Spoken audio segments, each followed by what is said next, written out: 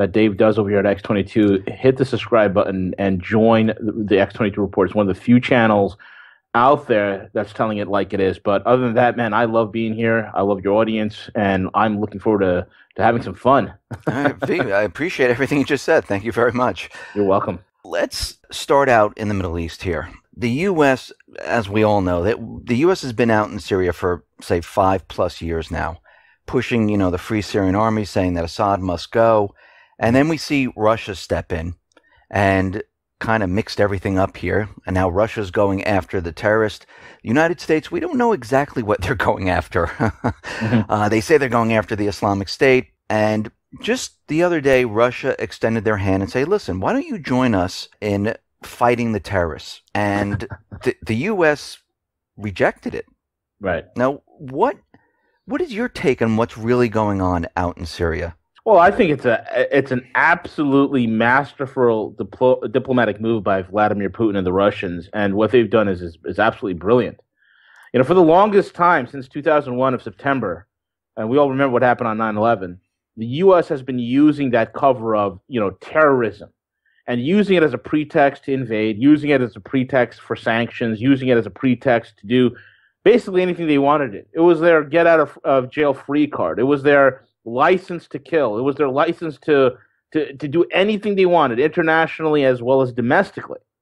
And so for the longest time, the world's been, watching the U.S. using this pretext to invade, to topple regimes, and to, go about creating their new world order, so to speak. And in pops Vladimir Putin. And he pops in and he says, okay, since you guys are all about fighting terrorism, well, how about you join us and fight these terrorists? And then all of a sudden the U.S. is like, no. They rejected the deal. And because now the cat's out of the bag. It's been murmuring for a long time now. I say at least the last 3 years. That ISIS is, well, you might as well call them USIS, Dave. Mm-hmm. Okay? USIS, because they're a creation of intelligence agencies that are linked to the United States. They're funded by U.S. proxies. They are coddled, they are protected. They're oil, for instance, for the longest time, these guys have been running, oil from northern Syria into the Turkish border in full protection, and they've been doing it for a while. They've been, money. They were able to get a great deal of funds. They were able to get billions of dollars in assets. These guys were absolutely coddled, and they were a proxy group, as the world found out, that really was basically doing the U.S.'s bidding. Now here comes, now the Russians have literally put egg on the face of the U.S. And with the U.S. not engaging ISIS and claiming, oh yeah, we bombed ISIS targets, they haven't bombed nothing. All they've been doing is hitting Assad's assets. They've been hitting Assad's infrastructure, and actual infrastructure that belongs to the real people of Syria, and then saying, oh yeah, we hit ISIS targets. So the U.S. is out of options. It's being exposed for what it is. I think it was who was the journalist, man? I can't remember his name. Hirsch, I think it was. Yeah, I think so. Who broke the story of the funding that the U.S. government was doing to ISIS, and the split between the Pentagon and the CIA. This whole entire thing has really come apart in the face of the United States, and you see how quickly Russia went in and established order, to the point where the jihadis were like shaving off their beards, putting on burqas, and running across the Turkish border. Done it very quickly. We've seen how Palmyra, which went from a historical site, ISIS turned it into, USIS turned it into a place of execution, and then about a month ago, the Russian orchestra was playing in there. It was the most beautiful thing ever. So these are huge tantamount events, and people are starting to wake up to the fact, as like what Pepe Escobar would say, the United States is the empire of chaos, and we are being exposed for that. So the strategy is this. The strategy originally going into Syria was get the pipelines, right? Run the pipeline deal and block out the Russians from having an energy monopoly within the region and within Europe specifically, okay? And the hot Mediterranean markets. So we've worked in close collusion with the Qataris, with the Saudis, to get this deal done. Well, we didn't expect that the Syrians would be so fierce in their opposition, and that all bets were off as soon as the Russians stepped in. So then the Saudis launched their Yemeni offensive because, let's be honest here, Yemen is floating on a great deal of oil as well as natural gas. Mm-hmm. The Saudis are running out of it. Okay, so the Saudis decide, hey, we're going to go in there and we're gonna take over Yemen, and these charlatans, these funders and creators of terror, the House of Saud, they using the terror pretext because they learned it so well from the Americans, decided to go into Yemen to quote unquote fight terrorists, right? And then there's a Yemeni civil war. Well, what happened is the Houthis kicked the crap out of the Saudis. The Yemenis sent them packing thanks to Russian help. I mean, it was Russian anti-tank caliber missiles that turned the table there. The Saudis were having massive losses left and right, and that's fell apart. So the U.S. has lost miserably. The Empire of Chaos, or as Pepe also likes to call it, is exceptional stand, and I love that word. So exceptional stand has lost terribly in the Middle East, just like they've lost terribly in the Ukraine. So now the only thing left is saber rattling, okay? Which is, oh look, China's aggressive maneuvers in the South Pacific. Oh my God! And all the Chinese are doing, Dave, is building bases, building infrastructure, building in territorial waters that were theirs since 600 BC. Those are Chinese waters. Those are Chinese. China took over 8 islands. Okay, I think it was either the Philippines or the Vietnamese who, I think they annexed like 1,000 islands or something. Nobody says nothing because that's okay because those are all U.S. vassals to the Empire of Chaos. But as soon as China goes out and takes 8 islands that are theirs to begin with, historically speaking, oh my God, everybody gets their their underwear in a bunch. Okay, and now it's a big issue.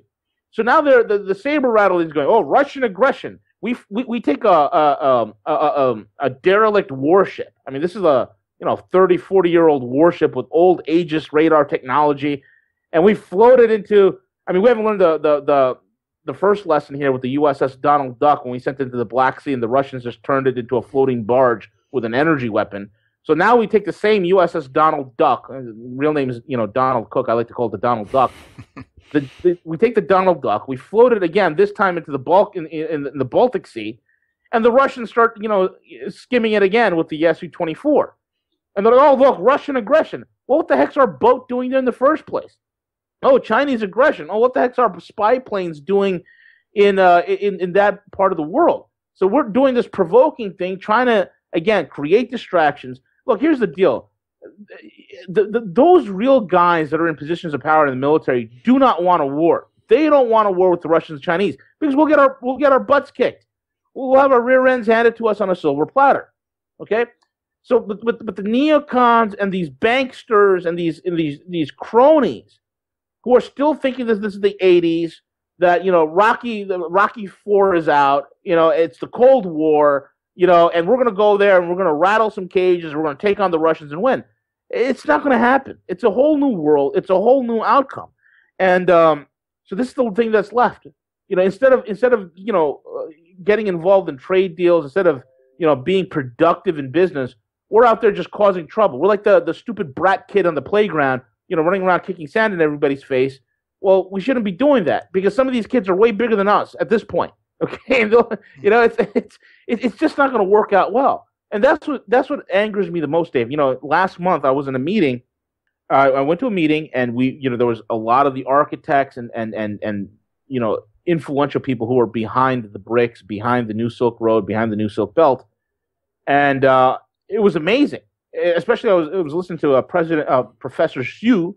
I forgot the guy's first name, but Professor Xu, who is very close friends with President Xi Jinping, is actually in Xi Jinping's inner circle. Mm-hmm. And Professor Xu was like, listen, we've asked the United States to come help us.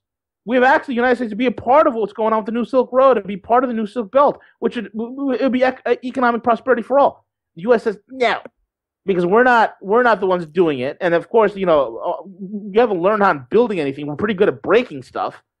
So the answer was no. Okay, well, I was looking at this whole thing and I was thinking to myself, Dave, here's trillions of dollars worth of business and infrastructure deals that U.S. companies could be doing. But we said no because we want to go ahead and create a tyrannical TPP because it benefits the corporations that own our government. It's the most ridiculous thing, man. It's sick. I just want to go back to Syria for 1 second here. Sure. Do you see the U.S. preparing for anything, Nah. or do you think this is just going to be strewn out for months and months and months? That you think they're just going to continue trying to fight this battle, or do you think they're going to go for peace? What do you think the outcome's going to be out in Syria? Well, I think the outcome in Syria it's going to at some point either stabilize or it's going to be cut up in pieces. But whatever the outcome is, the United States is not going to be the ones who are going to be dictating that outcome. When the Russians left, okay, they left pieces in play in Syria where they can return to Syria in full force in less than 48 hours. Okay. Right. They haven't completely left the area. So so the US has nothing to do. So all we're doing is rabble rousing. And the reason why I say this is this: we're on borrowed time. Okay, because if you take a look at the clock is accelerating to a dollar collapse. So we're in the race against time. What are these guys going to do in order to do something before the dollar goes pop? And with every aggressive action that the U.S. takes in the South China Seas, every action they take in the Middle East or in Eastern Europe, or economic sanctions, this, that, and the other, it's just going to accelerate the death of the dollar. I think so in terms of Syria, they've lost. There's nothing they can do. People say, well, we're going to float an aircraft carrier battle group. And I did an interview with Greg Hunter on USA Watchdog, and laid it out this way. People need to understand the mentality of the military-industrial complex. When that word is mentioned, the automatic response within us Americans is that this is a cadre of incredibly intelligent people that do things that make sense. But the reality is, it's just another bloated bureaucracy that is looking to pad its own pockets, number one. And number two, it's another bloated and dim-witted bureaucracy that is slow to change, slow to adapt, and slow to maneuver. Okay, the case in point is this. Okay, if we like for instance, the mentality of these guys is like for instance, Dave, if the oceans of the world dried up tomorrow, the military-industrial complex will still be building submarines. Okay, right. And they'll have a bucket line. Okay, a bucket line of people that goes from the municipal drinking water supply all the way out to the shipbuilding docks where these submarines are being built, and they'd have a bucket line of people throwing buckets of water on it. Because that's just what we do. Why do we build submarines if the oceans are dry? Well, that's just what we do. So people are like, well, we're going to float aircraft carriers into the area. Aircraft carriers are obsolete. Okay, it's going to be a shooting gallery if we move ships into the Mediterranean. It's going to be a shooting gallery. Okay, so it's not going to work out well for us because the armaments that the Russians have in terms of their missile technology is 2 generations ahead of us. So you're gonna you send aircraft carriers in, you're gonna have them going around down to the bottom. So these guys, the mentality of the military-industrial complex is to keep lining the pockets. So they'll do these aggressive acts and provocations in the Middle East and the South China Seas, just so they can go to their crony congressmen they've bought and paid for and say, look at the aggression. We need to confront the Russians here. We need to confront the Chinese there. We need to stop the aggressive expansion. There's no aggressive expansion of China. China's cutting business deals without firing a single shot. What's the aggressive expansion they're talking about? Right? That's true. So in order for them to get funding, in order for them to stay relevant, they know, like for instance, the military-industrial complex is a $500-600 billion business. Okay, that's a lot of jobs. That's a lot of jobs. Now they've been bloated to such a huge level, right? Now there's such a bloated bureaucracy. What is the number one resolve? What is the number one goal of any bloated bureaucracy? Stay in power, right? Keep staying bloated and constant expansion. It becomes parasitic. So just like every other bureaucracy in the federal government, whether it's DHS, the military-industrial complex, the Defense Department, intelligence, FBI, these things just keep expanding and ballooning. The EPA, these are all bloated bureaucracies. They're all inefficient. They're all filled with idiots, majority of them, and they're not effective. That's why we can never adapt to a business footing. That's why we can't adapt into the completely different world that we've emerged in, simply because it's not politically expedient. What's possible is not politically possible, and what's politically possible is not even reality. So this is the gears that we're stuck in. We're run by idiots, Dave. No, I agree with you. We are. But doesn't this pose a problem? Because in Syria and in Yemen and in Libya and Lebanon, Iraq, we see them, the U.S., pouring more troops, the coalition forces pouring troops into these areas. And we see the people of these countries, rising up saying, something, we're sick and tired of the U.S. We're sick and tired of the puppet governments. We want the countries back. Now, if all of these countries where, there's chaos throughout the Middle East, if the U.S. loses control in this entire area, the whole system is based on the petrodollar. Right. So the U.S. is just going to sit. I mean, we can tell they're not just going to sit back, but they need to do something at this point, don't they, to prop up the petrodollar to keep it alive? Because if that falls and all these countries say, something, we're not going to use the petrodollar. Let's use the euro. Let's use the ruble. Let's use the yuan. Let's use gold. Doesn't really make a difference. Let's use everything but the dollar. Doesn't the U.S. have a major problem on its hands? Oh, the U.S. has a tremendous problem on its hands, and the problem is really accelerated to the next level. I mean, take, for instance, when the Chinese SIPs went online, right? Mm-hmm. That whole SIP system, the Chinese interpayment system, it integrates fully with SWIFT and then bypasses the Fedwire, right? Right. So the Fedwire using chips is the biggest thing in the dollar empire. It's the biggest, one of the biggest, components in the entire, king dollar sphere of influence. I mean, you're a country, you're on the sanctions list. Now you can't wire money anywhere because all the money that's wired anywhere has to go through SWIFT. It has to go through the Fedwire, no matter what. If you're Angola, you're wiring money to Cameroon. Same thing. It's going to be sent out to SWIFT, right through the Fedwire, right to Cameroon or something like that. Okay, but now with the SIPs, you're just bisecting the entire Fedwire. You no longer have to utilize the U.S. The U.S. is no longer the toll booth on the interchange of global finance. So that's been removed. That's a huge shot. So not only are people dumping U.S. debt, not only is the fact that there are nothing but net sellers of U.S. debt and not net buyers, but also the fact that the entire world is going away from the petrodollar. The petrodollar is falling apart. I mean, OPEC. I mean, the December 23rd meeting. I've spoken about it a couple of times. People need to really pay attention to what happened when they met in Vienna with that December 23rd meeting that they did with OPEC. The biggest thing coming out of there, Dave, was they were not acting like a cartel. It was literally every man for himself. Mm. They're fracturing. And one of the head guys, okay, which was from the oil minister from the United Arab Emirates, Dubai, Abu Dhabi, and all that. The UAE, the guy from the UAE says, we're going to act in our best interest in order to be competitive and for the best pricing for our customers. Unbelievable. That was shockwaves. So Saudi Arabia had nothing to say. So now OPEC is literally fracturing. And now with Iran entering into the oil market has really changed the ballgame. Because once those nuclear power plants go online, Iran will have the infrastructure necessary in order to refine more of its oil. And Iran has more oil than Saudi Arabia. So this is a huge change of events. And they are going to be able to sell their oil for any other currency besides the dollar. I mean, they started off with the euro, but they'll take anything. So this is a huge, huge change of events. So the petrodollar is on its last legs. It's effectively dead.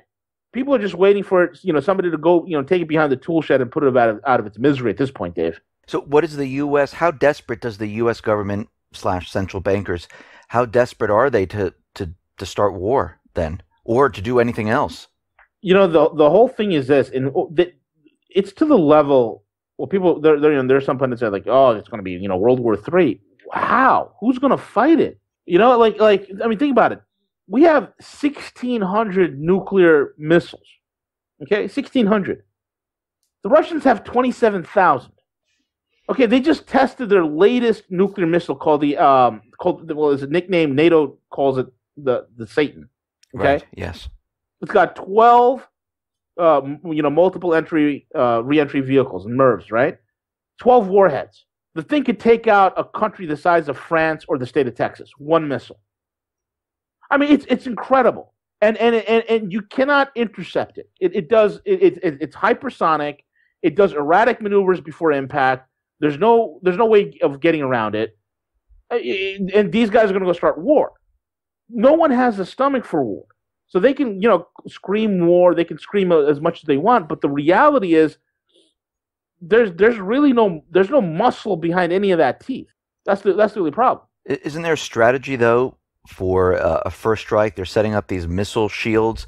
They do believe that if they hit Russia or China first, they'll be able to block the nuclear. I mean, this is their mindset, though. I think this is what they're telling everyone. Like, oh, don't worry about it. We got these missile shields.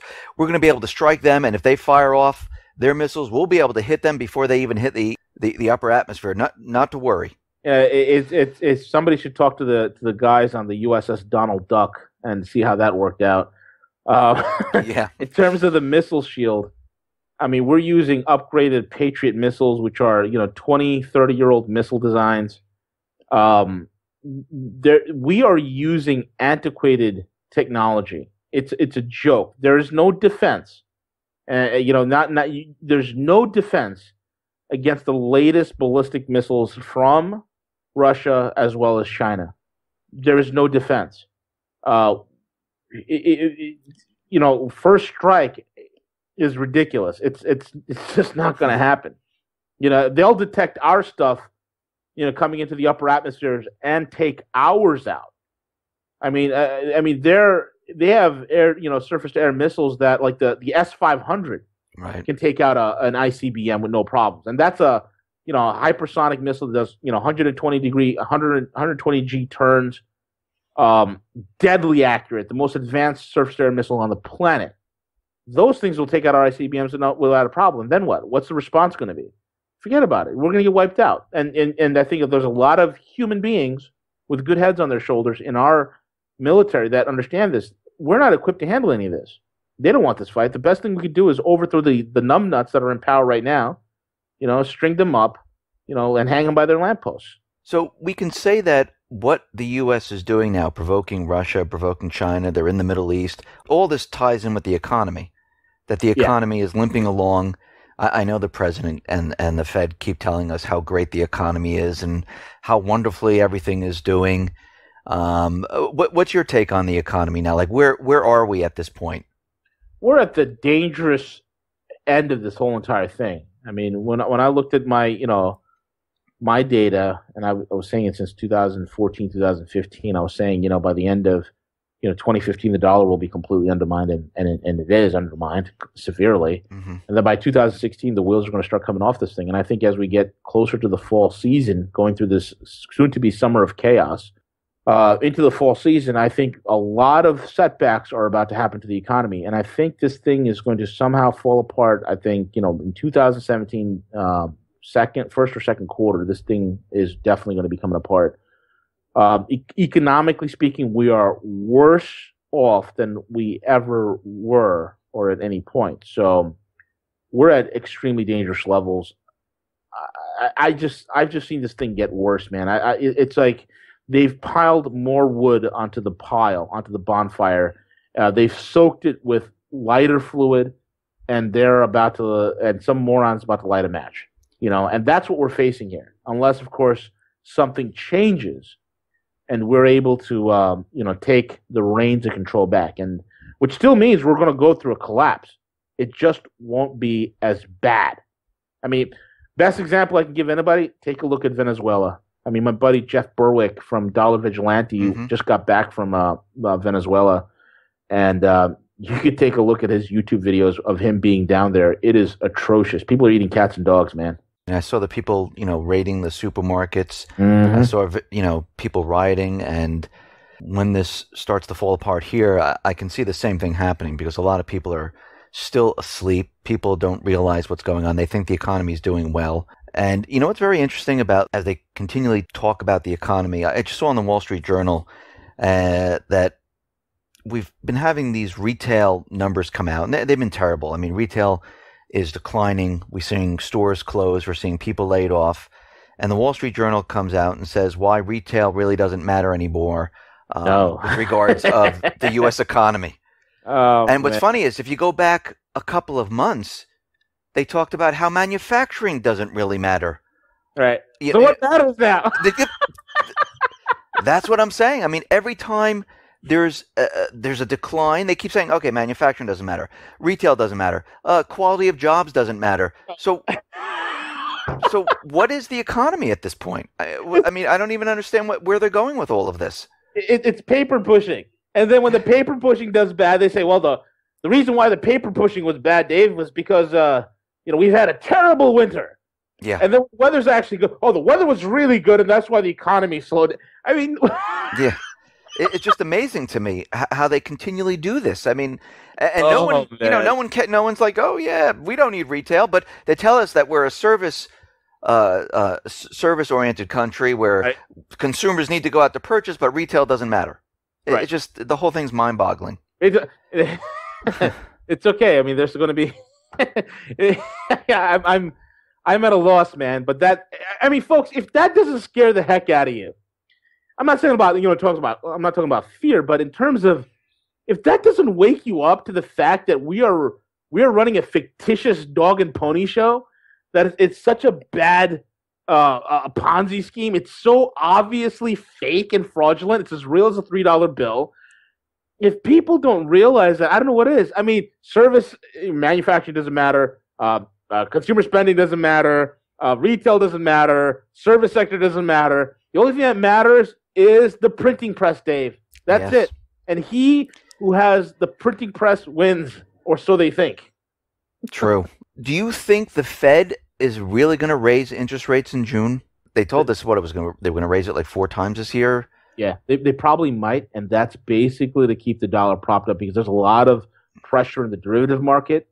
The last time they raised the rates, was because of that blowback pressure in the derivative market that affects U.S. bonds through the repurchasing that they've been doing with the bonds. In order to keep those bond yields artificially low, they raised the rates a little bit. Okay, and it was a tiny raise. They might do it again this June because that's the next scheduled time where we're seeing a lot of reverberations in the interest rate swap market, within the derivative market. So it's going to be pretty interesting to see what transpires and how this thing, affects the greater picture, so to speak. If they do raise the rates, do you see any problems that might stem from this? I mean, the rates are going to get higher, so it's still, it still will affect, in terms of the slight cost of borrowing cheap money. So we're pretty much in basically between a rock and a hard place, Dave. The characteristics of cheap money is that cheap money always seeks the most highest risk. That's the characteristic of it. So now the thing that's been keeping the economy going for the longest time, which is high risk, that's going to start whittling away. So how this will play out immediately, I don't think it will be an effect, but later on, as we're continuing to get caught up in a liquidity crisis and the solvency crisis accelerates, this rate increase, as minute as it is going to start slowly pitching away at the weakest members of the financial sector. Let me just talk about gold and silver right now. We're seeing gold suppressed and silver suppressed. We're continually seeing it suppressed over time. Every time it moves up, $25, $30, $35, then we see it suppressed.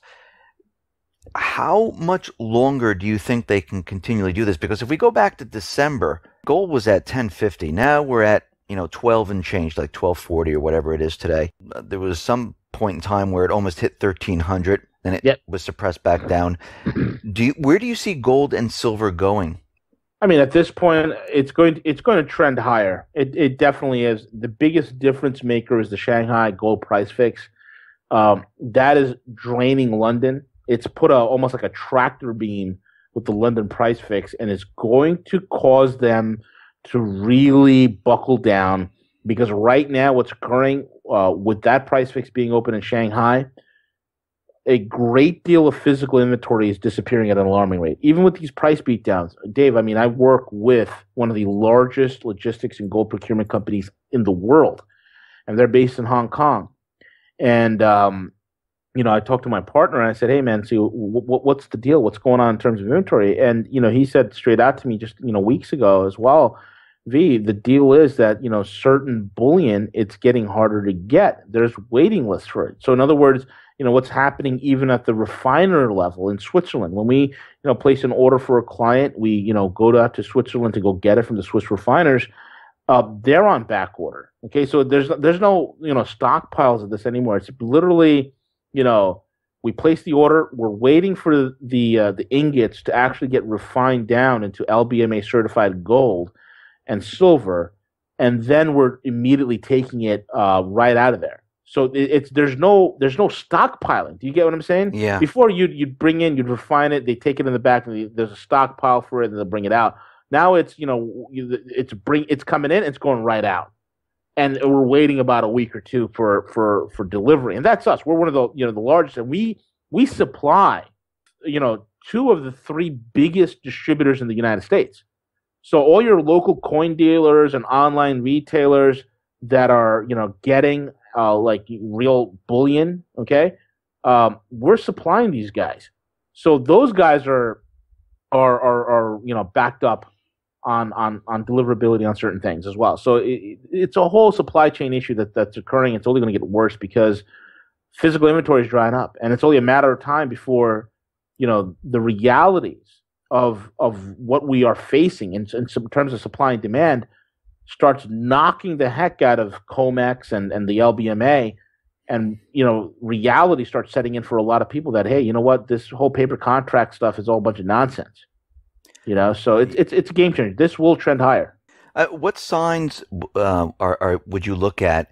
Because right now, I mean, people saw gold move up and then they see it come back down. Like, oh, look, nothing to worry about. Gold came down. You know what? I'm going to sell what I have because I see it coming down, because that's normally how people think. What would you tell people to look for where you see gold moving up, where you should start getting worried? Like, okay, this is it. 1,300. 1,300. 1,300. That's the most there's for a lot of reasons. Number one, it's 1,300. There's a numerological aspect to it. I mean, don't ask me why, because these cronies that control the game for now are obsessed with this occult nonsense. So 1,300 is a well defended, it's a well defended line. Okay, so that's the Maginot line right there. We get past 1,300. I mean, this thing is off to the races, and I think that. I think we'll probably go past 1,300 this summer. Really? Yeah, I think so, and I think we'll probably be at 14 to 1,500 by the fall, and then it's anyone's guess, because I'll tell you right now, there's no silver. So if you're seeing silver spot price at $17, and then when this thing goes pop and it goes to I don't know, $200, $300 an ounce. And then people are going to rush out to buy silver. There isn't any. There literally isn't any. And the funny thing is, I'll get email. Oh, well, I don't know what he's talking about, this guy V. I can go to Jimmy John's Coin and Carry and I can buy 1 ounce American Eagles. Yeah, okay, put an order in for $50,000, Jimmy John's, and see what happens. Right. See how long you wait. So while gold is moving up, will they try to suppress it? Will they be successful in suppressing it? Long term, no. They will not be successful in suppressing it, because they suppress it because of all the paper manipulation. But that's coming to an end in a very, very alarming rate. So the long term possibility of them keeping them suppressed, no, it's coming apart. They're losing control. Because they're losing control economically, Dave, is why you see a lot of the saber rattling, is why you see a lot of the provocations that are being talked about and that are being done around the world by the Empire of Chaos. While gold is moving up during this period of going into summer, fall, what happens to the dollar? What do investors do in the stock market? Does everyone start getting worried and say, "Oh, you know what? I'm pulling my investments"? Yeah, the smart money's already moved out of a lot of the stock. A lot of the equities, a lot of the securities. They've moved out. I mean, look at I mean, guys like Soros. I mean, the scumbag dumped all his banking shares. I think last year, Hmm. a year and a half ago. He dumped all his banking shares and he was out. Dumped all his Apple shares. I mean, these guys are the smart money understands what the heck's going on. They know the manipulation. They see it for what it is. They've leveraged it. All the manipulations and the stock buybacks, the margin loans. All the trades that were going on artificially. They leveraged all that to their benefits. Now they're moving out, so they're swimming out to cleaner water, so to speak, right?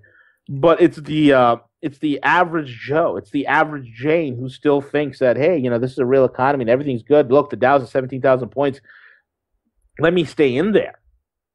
So it's those people that are going to get hurt the most. And that's the sad, unfortunate thing about this whole entire thing, Dave. You mentioned your timeline for the economy coming down was like first or second quarter of 2017. Do you see this being like a bumpy ride where the economy drops, they pump it back up, or do you see it just going to crash first or second quarter of 2017 and they just won't be able to do anything? When the crash occurs, it's going to happen very quickly. One of the questions I always get is how fast will it move? The answer is we don't fully know, because never before have we lived in such a world where you have these things called high frequency trading, where a stock position can be moved in and out of 10,000 times in a millisecond. So we've never lived in a world like that. So the speed of this collapse, I can't even fathom how quickly this thing will happen.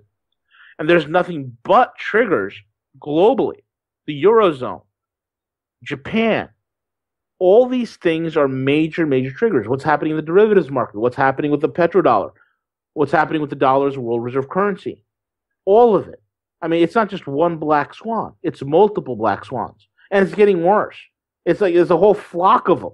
And they're all flocking in our direction, Dave.